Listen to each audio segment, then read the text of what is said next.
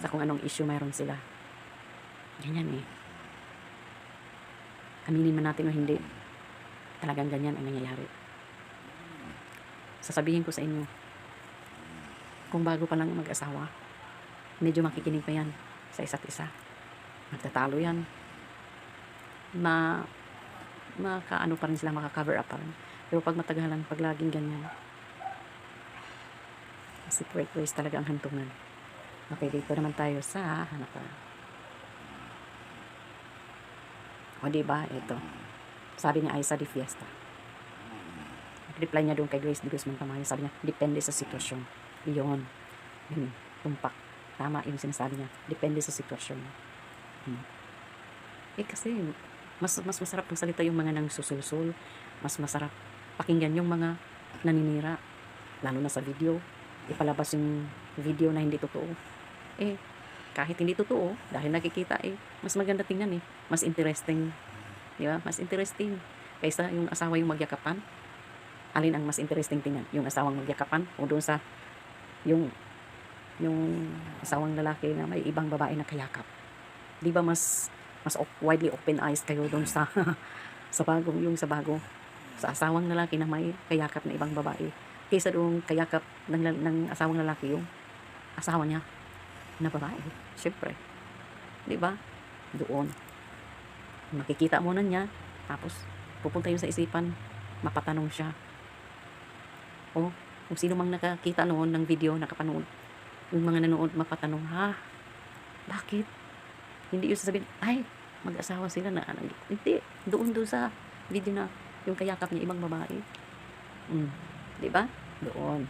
Tapos, darating doon sa isipan ng asawang babae, kung sila laki may nagluloko. Tapos, kung ano nang maiisip. Tapos, susulan pa ng iba. Lalo na pag nakikialam na yung mga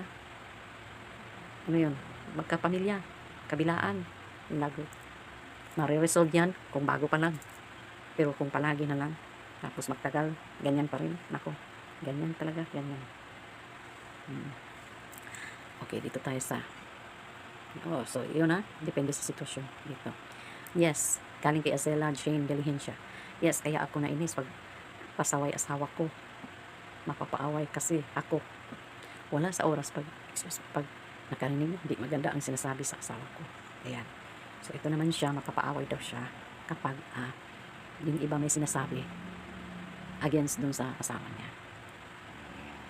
Okay pa lang yun. Makaisa, makadalawa, makatatlo. Pero pag hindi na mabibilang mga kamay mo, mapapaaway ka, hindi sa mapapaaway dahil pagtanggol mo yung asawa mo, kundi mapapaaway ka na sa galit mo sa asawa mo. Pag nagalit ka na sa asawa mo, hindi lang asawa ang kagalit mo, buong pamilya ng asawa mo, mga in-laws mo.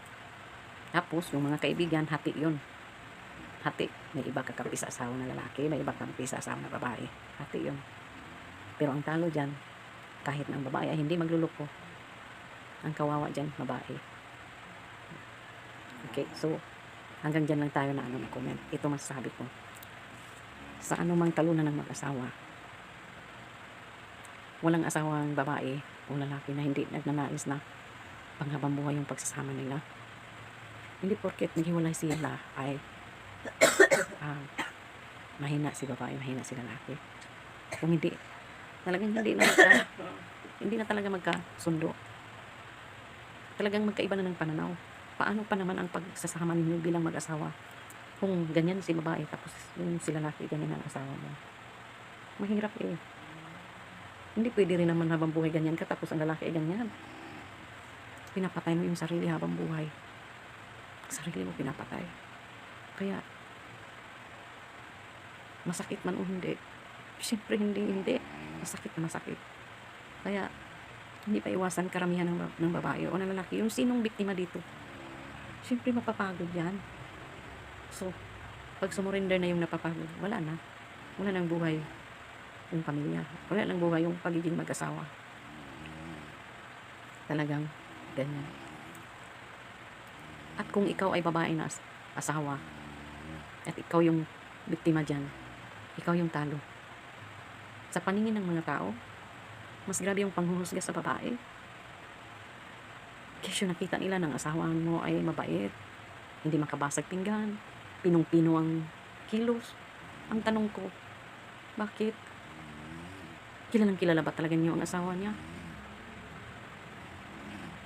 Ha? Magkatabi ba kayo matulog gabi-gabi?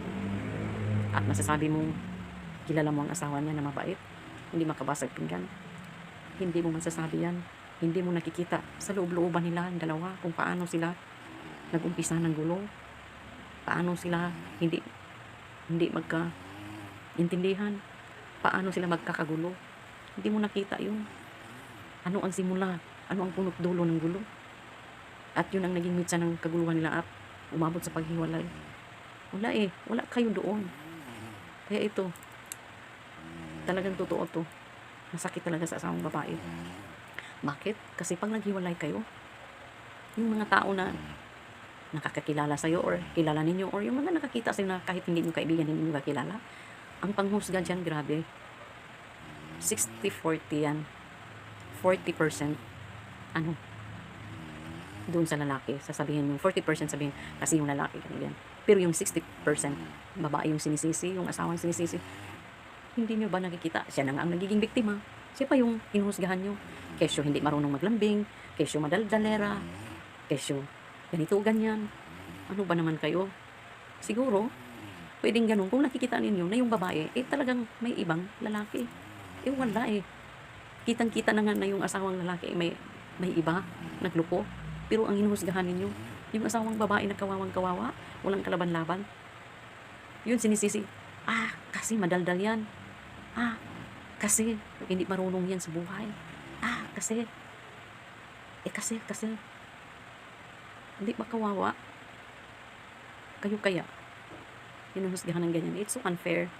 Pero dahil mga asawa na mga nagiging biktima, walang magagawa eh. Ang dami ninyo eh. Alangan naman isa't isa eh. I-explain niya sa inyo. Isipin nyo na lang. Yun na nga yung asawang lalaking nagluko. Sinisisi nyo pa si babae. Yung asawang babae na wala namang ginawa kundi nag-aruga ng pamilya niya. No? Inalagaan yung asawa. Pinaglutuan. Pagdating sa bahay, kakain na lang yung asawa. Naku po. Tinuturing mong parang prinsipe yung asawa mo. Tapos ganyan pang ginawa, niluloko ka pa. Diba? Masakit. Sobrang sakit. Madaming judgmental dyan. Hindi naman nila kilala masyado. Sasabihin, si babae yung dahilan kasi madaldal. Nako, grabe kayo ha.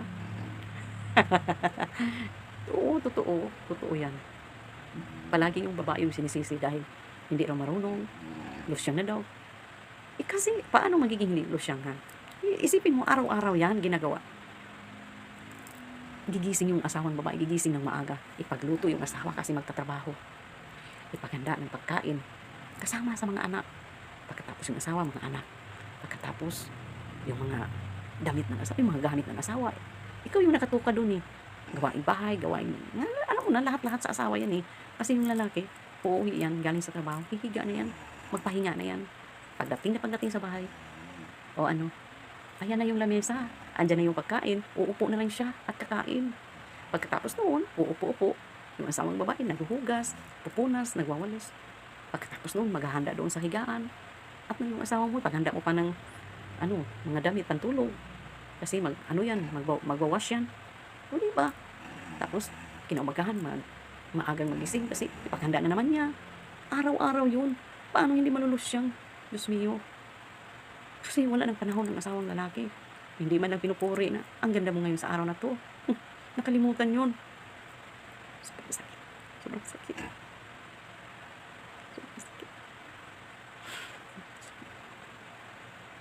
Wala tayong magawa eh. Yan ang klaseng asawang nakuha natin eh. Pero, madami eh. Hindi lang nag-iisa. Hindi lang kang dalawa. Hindi lang 5. Hindi lang 10 ang nagiging biktima. Almost all. In 100% siguro sa ngayon. Nako, siguro 90%. Ganun. Kasi madami rin tukso sa labas. Excuse me. Napaiyak ako. Kasi damang-dama ko yung hirap. Damang-dama ko yung hirap. Sobrang sakit. Hindi ka talaga mananalo sa labanan ito. Bakit? Dala-dala mo yan habang buhay.